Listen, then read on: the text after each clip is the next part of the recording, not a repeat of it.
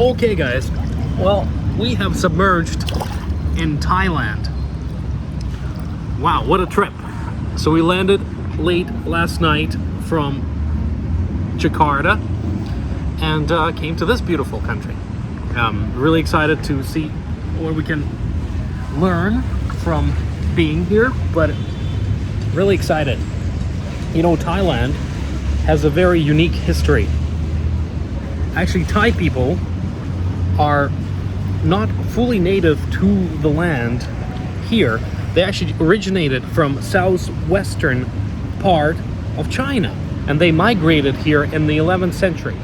So before that, the lands where Thailand is today was ruled by the Khmer dynasty, which is the Cambodian dynasty that ruled not just this land, but it was a regional power in the southeastern China.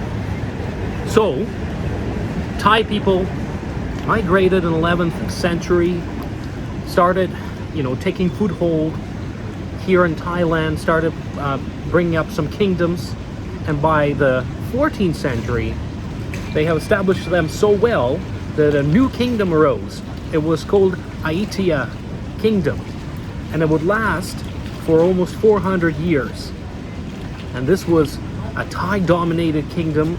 It sort of fought the wars and replaced the old Khmer kingdom that ruled these lands. They became the regional power and sort of overlords of the countries, territories, and modern-day countries of the region. So they were here for 400 years, from 14th century to 18th century, until the Burmese, which are today is Myanmar, just west of Thailand, came and conquered this land. It was called Burmese Siam War, and Burmese were victorious. They actually sacked the capital and all of the temples of the old kingdom of Thai, of Siam, as it was called at the time, and basically destroyed the kingdom. However, shortly after, a Thai leader came around. His name was Thaksin, and he sort of united the tribes, the warring tribes of Thai people around the area, and they were able to drive off the Burmese and restore the lands of Siam. But his kingdom was short-lived. He sort of got executed along with his sons by one of his generals, and the reason for that was supposedly he went insane. But who knows? It's history, right? Fight for power. Anyway, Thaksin gets killed, and in comes the Chakri dynasty. And this is a dynasty that still rules Thailand till this day. So the first king of Chakri dynasty was Rama I in the 18th century, and today we have Rama X. So there has been a successful line of 10 Rama kings here in Thailand since the 18th century. And it was absolute monarchy. It was absolute monarchy until 1932, which is when they had a revolution, and the absolute monarchy didn't disappear, but it became constitutional monarchy, and that's what we have till this day. So Thailand is still a monarchy, but constitutional, so it has limitation on what a monarch can do, sort of like what we have in UK, but probably was more power because the Thai king actually did intervene in some of the political things that happened in the 20th century. So it would be unfair to say that it's just like UK kingdom. It's he definitely has a little bit more sway, and people love their king here. It's fantastic. The monarchy is very popular in Thailand. So you'll see, as you walk the streets, you'll see a lot of pictures of the king. Even temples dedicated to him. It's a very interesting and beautiful sight to see. So that's sort of a brief history of Thailand. But I'm no expert on the sort of 20th century history. So I have my buddy Ben here who can fill us in on what happened after the absolute monarchy got abolished and Thailand became a constitutional monarchy. Ben?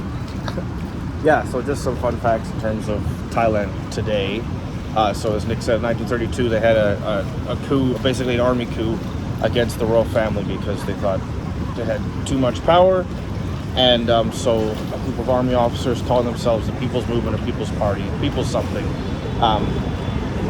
basically staged a bloodless coup and said we need to make Thailand a constitutional monarchy and the people need to have more say in what's happening, otherwise we reserve the right to declare it a republic. And then the king at the time was like, okay, well, obviously I don't want that, so he acceded, I guess, the demands of the army movement. And so, yeah, in 1932 it became the constitutional monarchy, and shortly after that, the king of the time abdicated. But before he did that, he when he met with these guys proclaiming the constitutional monarchy, he stood up in the throne room and like said, I recognize the people's blah blah blah blah, which was the first time that a Thai monarch had ever done that, like stand, because historically they were seated while everyone else, you know, said, oh my god, you're such a great king, etc., etc., in the room. And then shortly after that, one of the princes staged a rebellion trying to reinstate the absolute monarchy, and he thought that it was sort of a Thai civil war, and he thought that hopefully many of the people around Bangkok and not just the rural areas would support him, but they didn't. They supported the new government. So he lost that rebellion after a sizable loss of life and was forced into exile in French Indochina, and that was pretty much the end of him. And then that led into sort of World War II when so what happened was the king abdicated, and then they named his son the new king, but his son was 9 years old and was living in Germany or Switzerland at the time, and he spent pretty much all of his life until the end of World War II in Europe. So during the late 1930s and during World War II, there was a king, but there was no king actually here in Thailand. So the army took over, a group of officers, and eventually this guy Phibun, I think is the right pronunciation, I'm not sure, Marshal P, took over and basically created a sort of militaristic fascist state. And he was a big admirer of Mussolini, so his tendencies tended to go that way. He was more right-wing and anti-communist and anti-royalist. So, but as the war went on, they eventually became an Axis ally and teamed up with Japan after he was sort of like on the periphery, not officially an ally, but then Japan invaded in like 5 hours. And they're like, okay, we won't fight back anymore, we'll just join up and create a military alliance. So they were until in 1944, and Bangkok was actually bombed by the Allies at one point because of that. And yeah, so there was a large resistance movement here too, but a lot of that regime is still in Thai society today. Like when he was leader, Phibun made everything be renamed because he thought there was too much royalist influence. He officially changed the country's name from Siam to Thailand, so that's still here. I made everything change, like the Siam Bank was like the Royal Thai Bank, etc., etc. And he came up with these 12 principles that everybody should live by, and still to this day, Thai school kids are taught like 12 core principles. So, a lot of legacies there. Oh, and I guess after the war.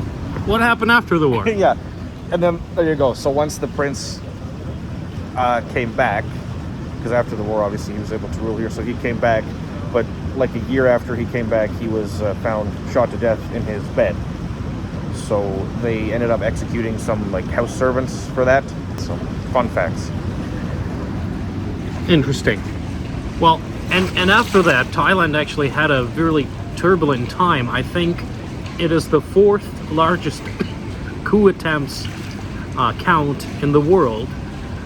So if you look at all the countries in the world, Thailand had the fourth most coups. So the governments here changed back and forth. But what is important to remember is that military sort of historically started having a lot of power in the government. And something like, I read an article that said something out of the 80 years that Thailand has been governed since the abolishment of absolute monarchy, 50 of those years were ruled by the military guys. So it's a very interesting fact, and sort of puts everything in perspective how it gets governed. So there's that, and even today, I think there's when I was leaving in August for my trips, there's one prime minister, but in the end of August they changed him to one of his allies because they're figuring out if he can still the prime minister because of his term limits are up. So I'm just saying there's a lot of turbulence in the political life of Thailand, which kind of makes it cool. And you know, and this sort of makes sense. Like you might think like, wow, why such a turbulent political environment? But this is actually how Thailand survived. So like if you look at the history, Thailand is the only country in Southeast Asia that has never been colonized. So unlike countries of Malaysia or Indonesia where we were, Thailand figured out the way to basically ward off the colonial powers and keep its freedom. And it was always a kingdom of Siam. And how they did it was they were really good politically at making one party fight another party. So they would sort of they became like a buffer zone between the French and the English, and both English and the French were quite good with that. They're like, okay, yeah, let's have a buffer zone between us so there's no conflicts. And at the same time, they were quite eager to sign treaties that were not favorable to Thailand, necessary to Siam at the time, but that would help them keep the freedom.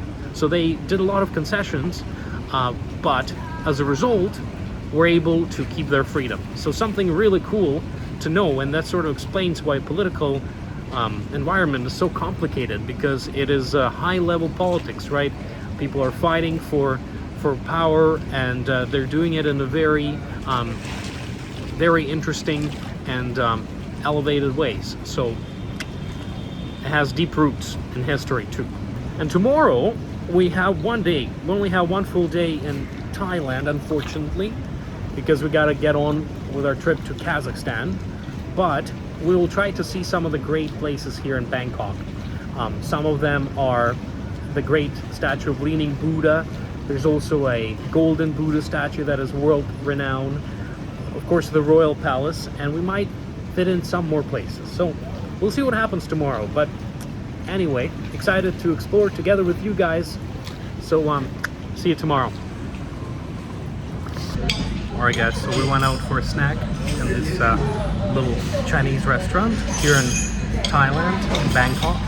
Check this out. This is shark fin soup, and they serve it still kind of boiling in this pot, and you can put some stuff in there. But you know, it's somewhat of a controversial thing, but back in the day, of course, having a shark fin soup would be a sort of status thing, right? You have to be wealthy to be able to afford one. So we'll try it today. Based choice. Oh, it's kind of gooey. There's a shark fin. Interesting.